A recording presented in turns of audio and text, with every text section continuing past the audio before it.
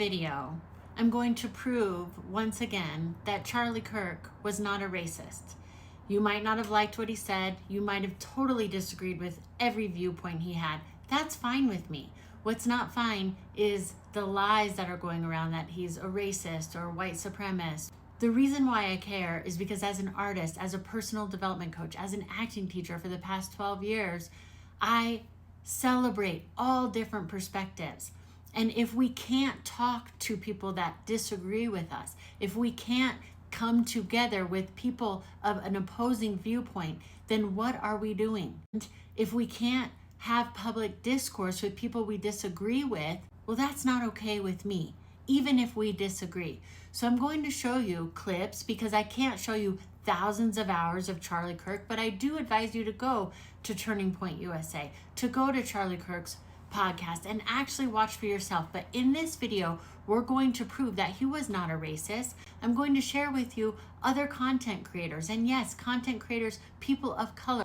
And I provided all the handles are on the clips that I share, so you can go follow these content providers as well, these content creators, providers, whatever, as well, so that we can continue to share the truth, so we continue to have conversations. Let's agree to disagree agreeably. Yes? Can we do that? Can we talk again, please? That's what I'd like to do. Otherwise, we can't, as artists, make art. We can't, because nobody's going to agree with everything across the board all the time. That's a dictatorship. That's actually oppression. So to celebrate different viewpoints, let's come together for the truth, shall we? Is Charlie, do you believe that black pilots can be qualified? Of course, any individual can be qualified. I want a hiring quota and program that only cares about qualification, not skin color. Now that's what we call a short clip for the people who have short attention spans and don't like to watch long videos. But for the people who want context, let's watch the rest of the video, shall we? Okay. My father raised me, so I identify with how I was raised, who I grew up with, stuff like that. So my point is, I can identify as black and get hired under a DEI, let's so to speak, saying that I don't get all the proper flight hours, I'm a bomb pilot, all that. But you see me, you immediately see that I'm white. That's not cause for you to concern and be like, I wonder if this guy's got it. You see me, right? Well, again, just going back to what I said. Yeah. A white individual does not have special hiring quotas or practices that are giving them an extra leg up. In fact, it's the opposite. So let me use a similar analogy. At Harvard, white and Asian students had to get 200 or 300 points better score on the SAT than comparable Pacific Islander, Native American, or black students. And this happens across the board. This is happening in medical schools. This is happening in surgical practices. So your example aside, you immediately assume when you see a macro trend that affirmative action and DEI means we're going to elevate race above competency. And I think every single person in this audience, if you go into a surgery and all of a sudden your doctor comes and he says, hey, I was hired because of DEI. I really don't know what I'm doing.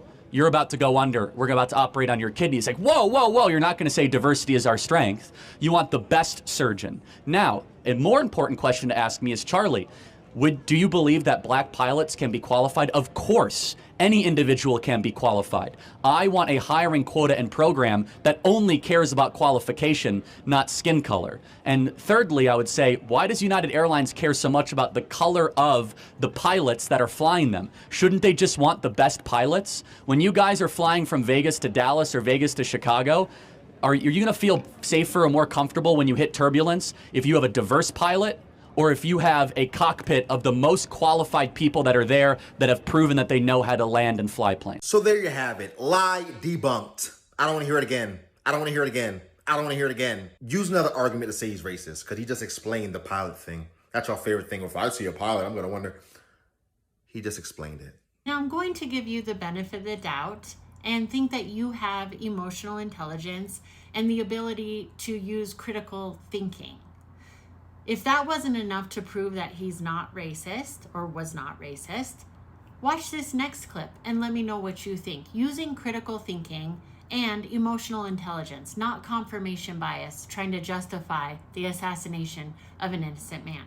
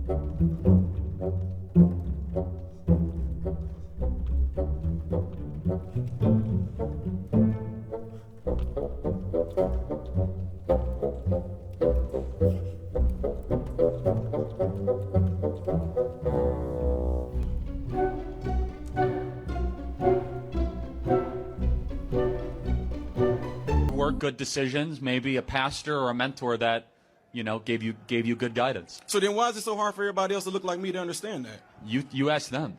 I'm trying to. Let me reiterate, it's totally fine if you disagreed with Charlie Kirk. That's okay. Disagree with his actual perspective and ideas though, not the lies that he's a bigot, hateful person. No wonder so many people are filled with hate if they think over half the country is racist. I mean, do you think all these people I'm sharing with you are racist? Just look through TikTok. Look through the X feed, look through YouTube. You'll find many content creators who are sharing the same perspective, proving that Charlie Kirk isn't a racist, wasn't a racist, didn't stand for racism, actually was against and totally rebuked any idea of white supremacy. I rebuke any idea of white supremacy. But no wonder why so many people are hate-filled, believing those lies. Black Americans are poorer today in 2024 than they were in the 1950s. Yes, why do you think that Good is? question. So we have the Civil Rights Act, we have more benefits, more government programs. Something changed between the 1950s and 2024. So there's two answers to this question. Either America got more racist since 1950s to 2024, so like that 70-year period, because Black Americans are worse off today per capita than they were. You agree with that? Okay, good. Yeah. Than in the 1950s. Or there's another explanation, and I think the truth is somewhere in the middle, which is I think you would acknowledge that the disappearance of the Black father has been the #1 driver of Black poverty in this country. Now, there are reasons for that we can. What do you think the reasons for that are? Well, culture is one. Would you agree? So actually, let's go back to the foundations of that prison culture. pipeline, all that stuff. But can we at least agree that Black dads not being around is a bad thing? Anyone's father not being around is a bad No, thing. of course, not but specifically. 75% of Black youth are not raised with a father in the home. It's the highest of any group in the country. Whether you like what he has to say or not, you don't get to just misquote him. And I understand, because when I was on the left, I thought that I could trust my party. So I could just trust the headline or trust the 10-second clip, because they wouldn't just character assassinate or physically assassinate anybody that disagrees with them politically, right? Actually, what I realized is that they call anybody a racist that has a difference of opinion in order to shut the conversation down, because why would you listen to what a racist has to say? So this will be a series, and if you are in support of this series, please like, comment, and subscribe so that I can keep going, because we don't get to just misquote people because we disagree with them. Happy Sunday. That's exactly right. Now let's watch him talk about the Civil Rights Act, because this is another one always taken out of context. Watch what he really said. Okay, first up, was Charlie Kirk racist, or was he pushing hate when he said the Civil Rights Act was a mistake? Now, I in fact watched several videos, I'm talking several, just to see if everything he said was consistent, if he switched up every now and then, and he didn't. And this is what he said. He said every single time that he agrees on the intent of the Civil Rights Act. He said it numerous times that he supports what it initially was supposed to be intended for. And there's plenty of clips of him agreeing with the intent, but if you don't believe me, here's a clip. Yeah, so it most certainly wasn't a mistake, though. Well, of course it was a mistake. The way it was written, the intent was not, though. Which was obviously the end of racial segregation and the ban of racial discrimination in the workplace. But he said because of the gray areas and the loopholes in the Civil Rights Act, because that was not the only thing, now in 2025, people are pretty much weaponizing the Civil Rights Act to push certain agendas.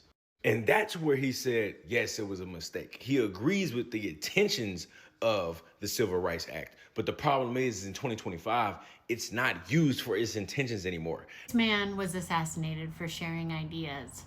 That should be a scary thought to any one of us. So I hope we can agree or disagree, but civilly. Can we do that?